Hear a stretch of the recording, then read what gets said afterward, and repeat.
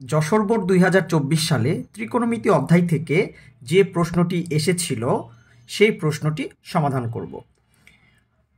সমাধানটা আমি আমার মতো করে করে দিব যাতে তোমাদের সুবিধা হয় এবং এই রিলেটেড ম্যাথগুলো তোমরা খুব ইজিলি করতে পারো। উদ্দীপকে দুইটি পয়েন্ট উল্লেখ করা আছে। 1 নম্বর পয়েন্টে বলা আছে cos p plus cot p equal x এবং cot p minus cos p equal y। 2 নং কোটেশনে বলা আছে 2 sin square theta plus 3 cos theta minus 3 equal to 0। ক নম্বরে বলেছে জ্যামিতিকভাবে প্রমাণ করো যে sec square theta minus tan square theta equal to 1। খ নম্বরে বলেছে 1 নং তথ্যের আলোকে প্রমাণ করো যে x square minus y square root over xy equal to 4। গ নম্বরে বলেছে 2 নং তথ্যের আলোকে থিটা এর মান নির্ণয় করো যেখানে থিটা 90 ডিগ্রির চেয়ে ছোট 0 ডিগ্রির চেয়ে বড়। দেখো প্রথমে যেটা ক নম্বরে আছে যে জ্যামিতিকভাবে প্রমাণ করো। জ্যামিতিকভাবে প্রমাণ করো বলতে চিত্র এঁকে আমাদেরকে বিষয়টাকে জাস্টিফাই করতে হবে। তাহলে যদি চিত্র এঁকে যদি বিষয়টাকে জাস্টিফাই করি তাহলে আমি যদি ক নম্বর প্রশ্নটা সমাধান করি শুরুতে, তাহলে প্রথমে আমি কি করব, একটা সমকোণী ত্রিভুজ অঙ্কন করব। এই একটি সমকোণী ত্রিভুজ অঙ্কন করলাম। এরপরে যে কাজটি সেই কাজটি হচ্ছে সমকোণী ত্রিভুজে একটা নামকরণ করব এ বি সি। যথারীতি এই কোণটি তো আমরা জানি, এই কোণটি হচ্ছে কত ডিগ্রি, 90 ডিগ্রি। এখন তুমি চাইলে এই কোণকেও থিটা ধরে নিতে পারো, এই কোণকেও থিটা ধরে নিতে পারো, কিন্তু আমরা যে মেন্টালি যে আমাদের একটা বিষয় সেটা হচ্ছে এই সোজা যেটা সেইটাকে আমরা আমি যদি চিত্রের কথা বলি এবি, এই এবিকে আমরা লম্ব ধরতে অভ্যস্ত। এই যে এবিকে লম্ব ধরতে অভ্যস্ত বা যেটি খাড়া আছে সেটিকে যে লম্ব ধরতে অভ্যস্ত, তার জন্য কিন্তু বেসিক ক্লিয়ার থাকতে হবে। তার জন্য কিন্তু অবশ্যই আমাদের কোণ ধরে নিতে হবে কিন্তু সি, কারণ আমরা জানি যে সূক্ষ্ম কোণের বিপরীত বাহুই হচ্ছে লম্ব। কেউ যদি এই এ কোণ বিবেচনা করতো তাহলে তার জন্য কিন্তু লম্ব হতো বিসি। এই বিষয়টি কিন্তু খেয়াল রাখতে হবে। সোজা দেখলাম লম্ব ধরে নিলাম বিষয়টি কিন্তু এমন নয়। আমি হোপসো তোমাদেরকে ক্লিয়ার করতে পারছি। তাহলে আমরা এখানে এই সি কোণটাকে থিটা ধরে নিলাম। এইবার এই চিত্র থেকে আমরা দুইটা বিষয়কে ত্রিকোণমিতিক অনুপাতকে লিখব, একটা হচ্ছে সেক থিটা আর একটা হচ্ছে ট্যান থিটা। এখন আমরা জানি যে সেক থিটা ইকুয়াল টু, আমরা সেক থিটা মানে কি জানি, প্রথম তোমাকে কজ জানতে হবে। তুমি যদি কজ জানো, কজ হচ্ছে ভূমি বাই অতিভুজ, তাহলে সেক থিটা মানে কি অতিভুজ বাই ভূমি। তাহলে আমি লিখি অতি ডিভাইডেড বাই ভূমি। তাহলে এই চিত্রে অতিভুজ কত, অতিভুজ হচ্ছে এসি, আর ভূমি কত, ভূমি হচ্ছে বিসি। এবার আমি ট্যান থিটা লিখতে পারি। ট্যান থিটা মানে কত, লম্ব ডিভাইডেড ভূমি। তাহলে চিত্রমতে লম্ব হচ্ছে এ বি আর ভূমি হচ্ছে বি সি। এইবার আমাদেরকে প্রশ্নে কি বলেছে, আমাদেরকে প্রশ্নে প্রমাণ করতে বলেছে sec square theta minus tan square theta equal to 1। তাহলে আমরা লেফট হ্যান্ড সাইড নিতে পারি। লেফট হ্যান্ড সাইড নিয়ে sec square theta minus tan square theta লিখতে পারি। এবার সেক স্কোয়ার থিটা, তাহলে এটা যদি সেক স্কোয়ার থিটা যদি করি তাহলে আমরা লিখতে পারি AC square divided BC square. আর ট্যান থিটার স্কোয়ার তাহলে আমরা লিখতে পারি A B square divided BC square. এবার এখান থেকে বিসি স্কোয়ার লসাগু নাও, তাহলে উপরে আমি লিখতে পারি এসি স্কোয়ার মাইনাস এ বি স্কোয়ার। এইবার আমরা এই চিত্রে পিথাগোরাসের সূত্র অ্যাপ্লাই করব। তাহলে পিথাগোরাস থেকে আমরা জানি কি অতিভুজ স্কোয়ার ইকুয়াল টু লম্ব স্কোয়ার প্লাস ভূমি স্কোয়ার। তাহলে আমার এখানে মান লাগবে কি এসি স্কোয়ার মাইনাস এ বি স্কোয়ার। ওকে, তাহলে এসি স্কোয়ার এ বি স্কোয়ারকে এই পাশে নিয়ে আসো, তাহলে সমান কি বিসি স্কোয়ার। তাহলে এসি স্কোয়ার মাইনাস এ বি স্কোয়ার সমান হচ্ছে কত, বিসি স্কোয়ার। এবার এই বিসি স্কোয়ার স্কোয়ার ক্যান্সেল করে দিলে আমরা পাচ্ছি কত, 1। তাহলে আমরা প্রমাণ করে ফেললাম যে সুতরাং left hand side equal to কি রাইট হ্যান্ড সাইড। তাহলে আমরা প্রমাণ করলাম sec square theta minus tan square theta equal to 1। এটা প্রমাণ করলাম কিভাবে, জ্যামিতিকভাবে আমরা প্রমাণ করলাম যে sec square theta minus tan square theta equal to 1।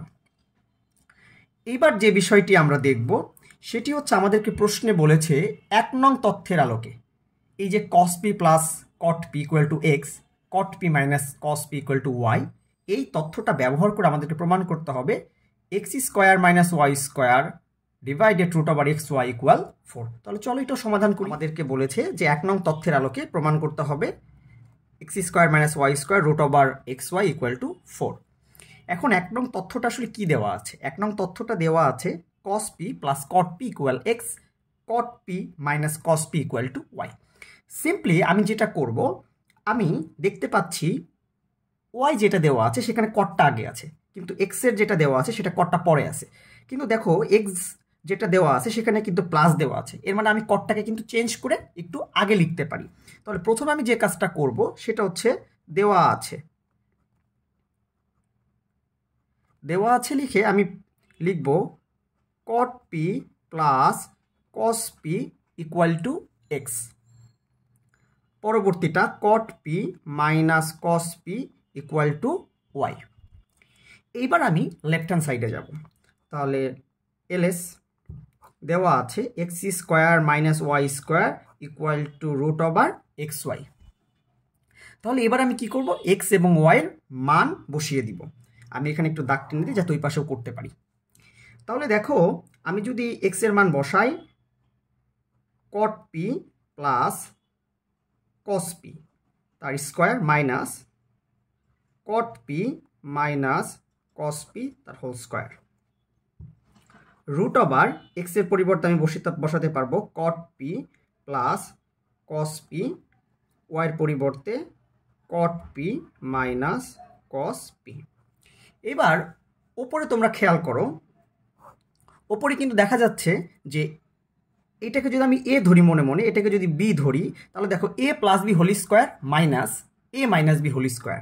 তাহলে আমরা কি জানি যে A plus B whole square minus A minus B whole square, এটা কার সূত্র?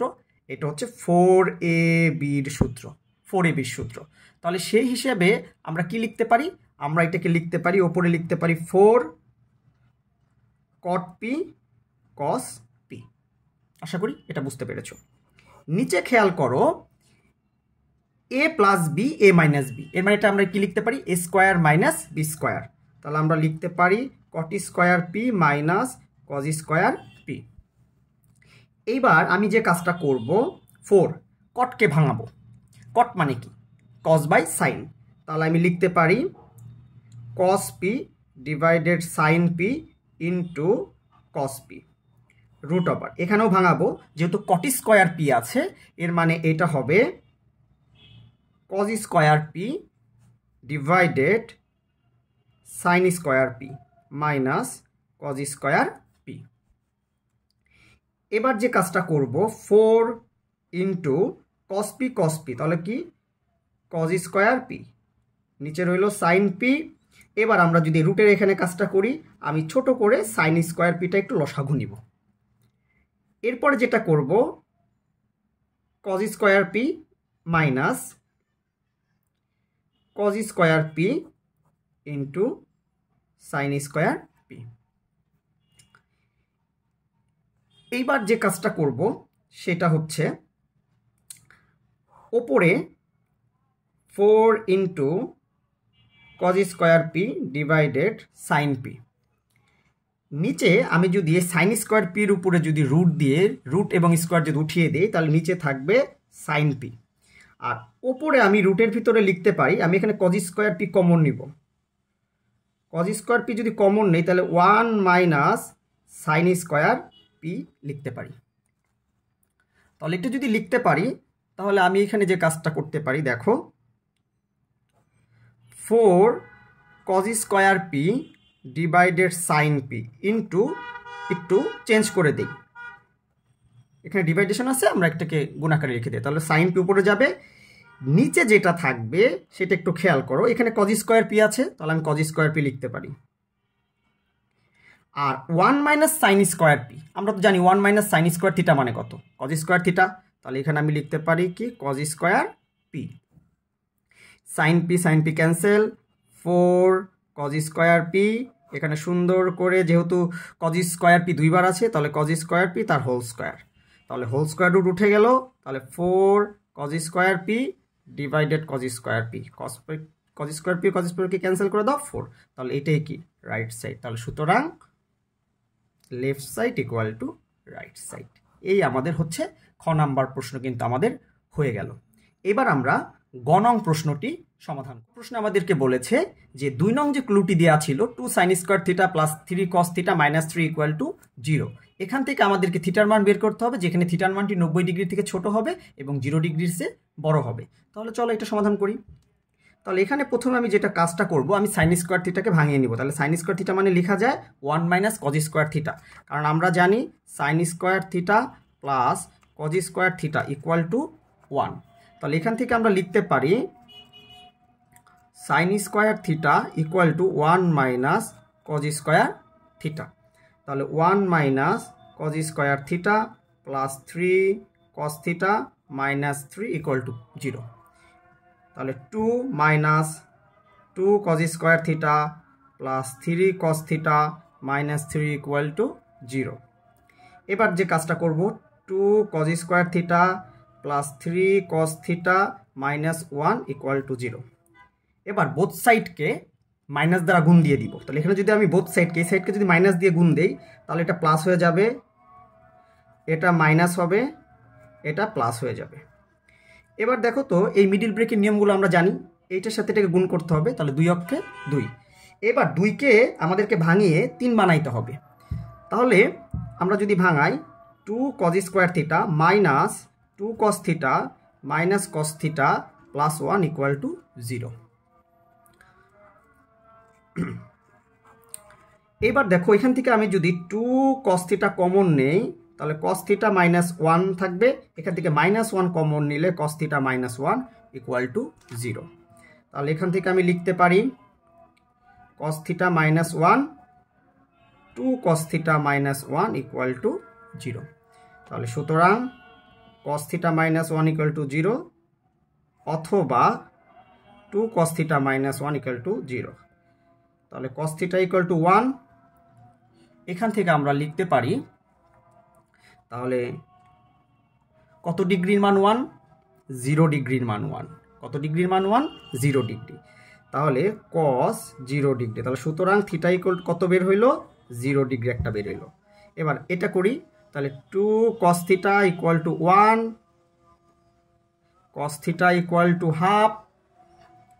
এবার আমি আশা করি তোমরা জানো কস কত ডিগ্রির মান হাফ, কস 60 ডিগ্রির মান হাফ। তাহলে থিটা ইকুয়াল টু কত, 60 ডিগ্রি। এইবার তোমাদেরকে শর্তের দিকে নজর দিতে হবে। আমাদের কিন্তু এই 2 নং তথ্যের আলোকে আমাদেরকে থিটার মান বের করতে বলেছে, কিন্তু বলেছে থিটার মানটা 0 ডিগ্রির বড় হতে হবে, 90 ডিগ্রির ছোট হতে হবে। তাহলে কিন্তু এই মানটি কিন্তু গ্রহণযোগ্য নয়। তাহলে সুতরাং উত্তর হবে থিটা ইকুয়াল টু 60 ডিগ্রি। এই হচ্ছে তোমাদের সমাধান। পরবর্তীতে আরও সমাধান আসবে, নজর রাখো।